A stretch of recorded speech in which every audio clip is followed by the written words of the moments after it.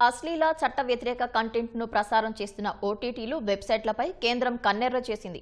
ఆదరణ పొందిన ఉల్లు, ఏఎల్టీటీ, దేశీ ఫ్లిక్స్ సహా 25 ఓటీటీలు వెబ్సైట్లపై నిషేధం విధించింది.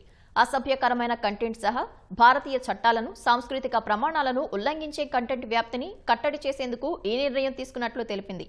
ఈ ఓటీటీలు వెబ్సైట్లు ప్రజలకు అందుబాటులో లేకుండా చూడాలని ఇంటర్నెట్ సర్వీసు ప్రొవైడర్లను కేంద్రం ఆదేశించింది. ఓటీటీలు వెబ్సైట్లలో విచ్చలవిడిగా అందుబాటులో ఉంటున్న అశ్లీల, అభ్యంతరకర కంటెంట్ను కట్టడి చేసేందుకు కేంద్రం చర్యలు చేపట్టింది. అశ్లీల కంటెంట్ను ప్రసారం చేస్తున్న 25 ఓటీటీలు వెబ్సైట్లపై కేంద్రం నిషేధం విధించింది. అందులో బాగా పాపులర్ అయిన ఉల్లు, ఏఎల్టీటీ, దేశీ ఫ్లిక్స్ యాప్లు ఉన్నాయి. ఇంకా big shots, Boomex, Navarasa light, Gulab, Kangan, bull, Jalwa, wow entertainment, look entertainment, hit prime, Fenio, ShowX, soul talkies, Adda TV, hot X VIP, Halchal, MoodX, నియానెక్స్, VIP, ఫుగి, మోజ్ ఫ్లిక్స్, ట్రిఫ్లిక్స్ యాప్లు ఉన్నాయి. ఈ మేరకు కేంద్ర సమాచార ప్రసార మంత్రిత్వ శాఖ నోటిఫికేషన్ జారీ చేసింది. సమాచార సాంకేతిక చట్టంలోని సెక్షన్ 67, 67A, భారత న్యాయ సంహితలోని సెక్షన్ 294, మహిళలను అసభ్యకరంగా చూపించే నిషేధిత చట్టంలోని సెక్షన్ 4 సహా అనేక చట్టాలను ఆయా ఓటీటీలు వెబ్సైట్లు ఉల్లంఘించినట్లు పేర్కొంది. అవి ప్రజలకు అందుబాటులో లేకుండా చేయాలని ఇంటర్నెట్ సర్వీస్ ప్రొవైడర్లను కేంద్ర సమాచార ప్రసార మంత్రిత్వ శాఖ ఆదేశించింది.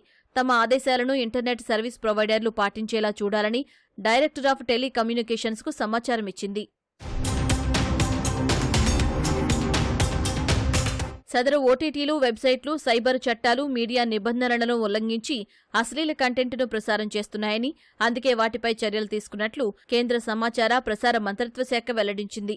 అశ్లీల కంటెంట్తో పాటు దేశీయ చట్టాలు, సాంస్కృతిక ప్రమాణాల ఉల్లంఘనలను కట్టడి చేయటమే లక్ష్యంగా ఈ నిర్ణయం తీసుకున్నట్లు తెలిపింది.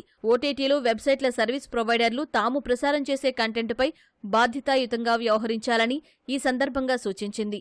భారతీయ చట్టాలను ఉల్లంఘించే కంటెంట్ను ప్రసారం చేస్తే పరిణామాలు తీవ్రంగా ఉంటాయని కేంద్రం హెచ్చరించింది. ఏప్రిల్లో ఓటీటీలు, సామాజిక మాధ్యమాల్లో అశ్లీల కంటెంట్పై నిషేధం విధించాలని కోరుతూ సుప్రీంకోర్టులో ఓ పిటిషన్ దాఖలైంది.